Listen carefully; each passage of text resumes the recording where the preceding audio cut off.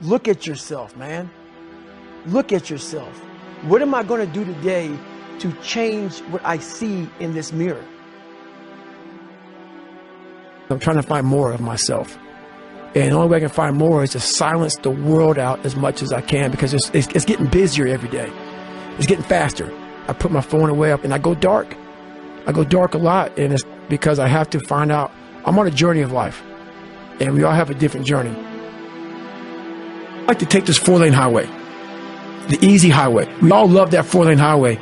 We always step over the shovel. That shovel, I made my own path.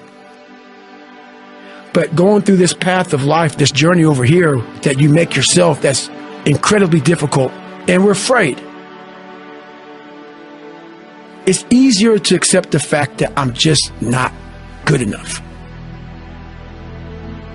You have to go into those dark chambers that we often shut off, and you got to open them up.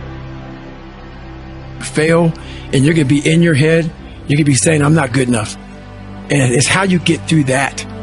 It's how you get through that on a daily basis, when that thing is saying, man, I'm 43, I've done so much.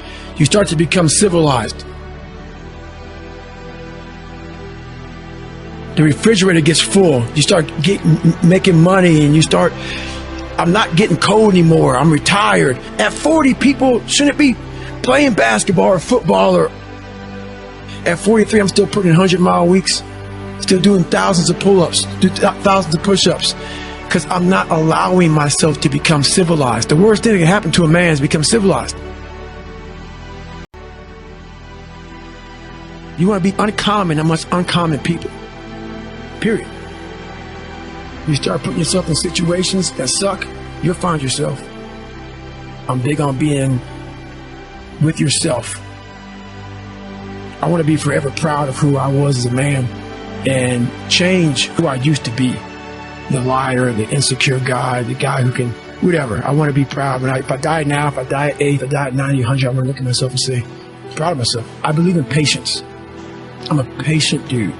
I can watch a piece of grass grow for 20 years because I know that it's just how you get somewhere in life.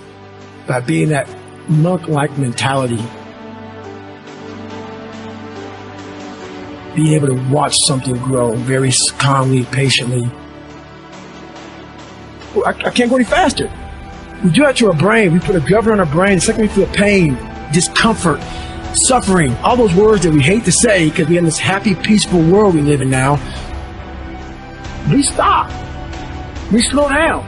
And if you can get through these different barriers and gain 5%, 2%, 3%, that 40% becomes 60. That 60% becomes 70, 80, and 90. And then you'll hopefully one day near 100. That dreamer mentality just would always fuel me. It would just fuel me, man, what if I can be a SEAL, man? Now I run 205 miles. What if I can go? What if I can go? And what if, how would that feel? You have to go into those dark chambers that we often shut off, and you got to open them up.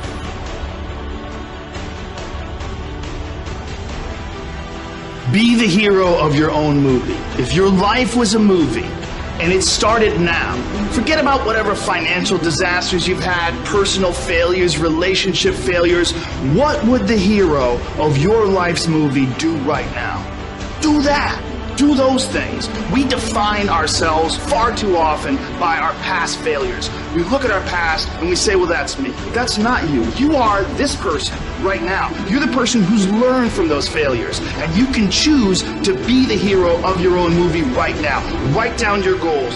Write down things you want to improve. Write down things you won't tolerate from yourself. Write down things you've done in the past you never want to see yourself do again. And go forth from here as the hero of your own movie. Build momentum. Build confidence and momentum with each good decision that you make from here on out. You can do it. Anyone can do it. I found peace on the opposite end of finding myself. And no one really finds themselves without going through trials, tribulations, suffering, accountability. And accountability is suffering. Being accountable every day for doing it right, for yourself, for the people next to you, it's miserable. It's hard. So, even the smallest details.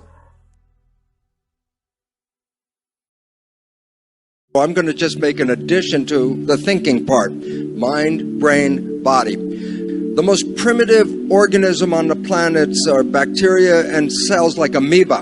An amoeba has all of the functions that you have. An amoeba has a respiration, digestion, nervous system, reproduction system. An amoeba even has an immune system. So single cells are like miniature people. And in the world of an amoeba, the amoeba has to live in the world. It has to read what's going on. Is this a good place to go? Is there food here, or is there something scary? So the amoeba doesn't bounce. It moves in the direction to give life. So it has to read the environment and adjust the biology. Cells created us. We were made by the intelligence of cells. Every one of us is made out of about 50 trillion cells.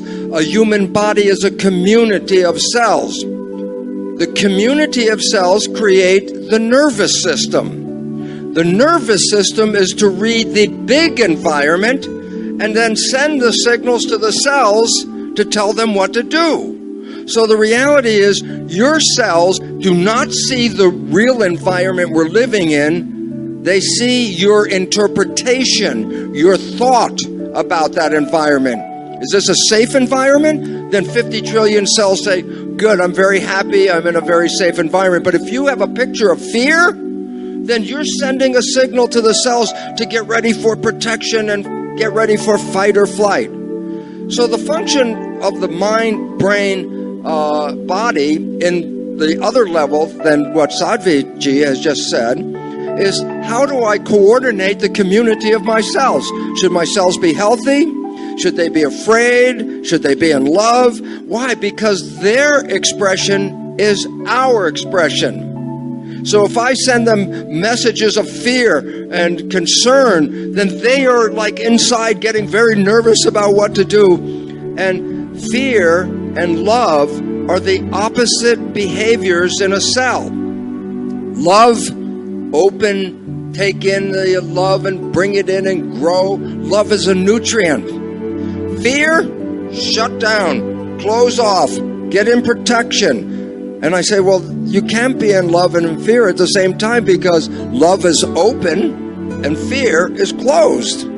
So our mind, brain, body relationship, in addition to all the wonderful spiritual aspects that Sadhviji is talking about, has a mechanical role. What should my cells be doing? They cannot see what's going on, but they're going to have to move the community from here to there. And so they need to organize their behavior to make my behavior.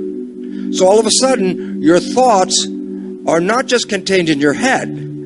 Your thoughts are changed by the brain into information that then goes to 50 trillion cells and tells them what's going on. And the problem in our world today is fear. Will I have enough? Will I have food?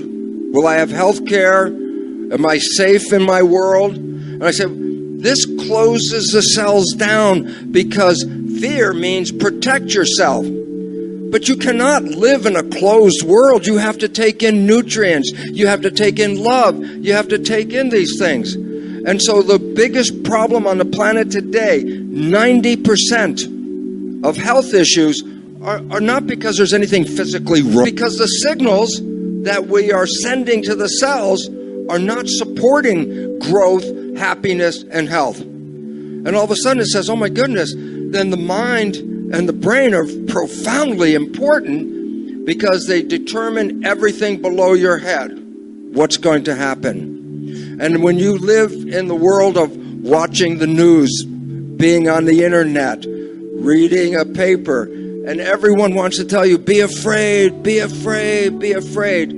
That is what has caused the healthcare crisis on this planet. And when you can let go of those messages, then you can send messages of love, health, and harmony. And I know this in my own life, because as I said, once I started to recognize, why should I be afraid? I'm creating. If I'm going to create, then why would I create their story? I want to create my story. And that means we have to have control over the mind. Control over the mind? Here you are. Yoga is control over your mind. Don't let your mind run away with other people's stories. You have to create your own. We have to let go of the belief that other people tell us this is a scary world, a threatening world. It is only scary when we believe it is scary. You change your belief, you change your life.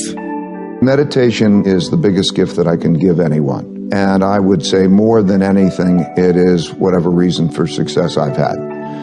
Because it allows one, back to the two U's, I'll clarify. What I mean is that in your mind, we think, what do you want? And the reality is, when you look at the neuroscience and psychology, that there are different parts of your brain that want different things.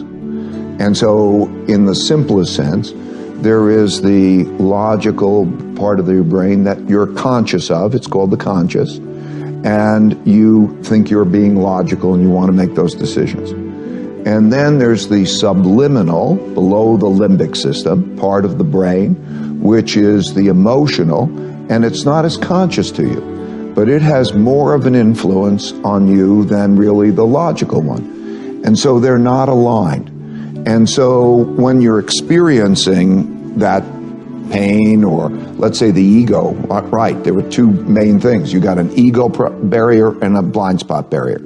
If you can get past your ego barrier and you get past your blind spot barrier, you can accomplish anything, because you also know that you don't have to do everything, you don't have to figure it out yourself. You can take in from other people the different ways to approach things in the best possible way.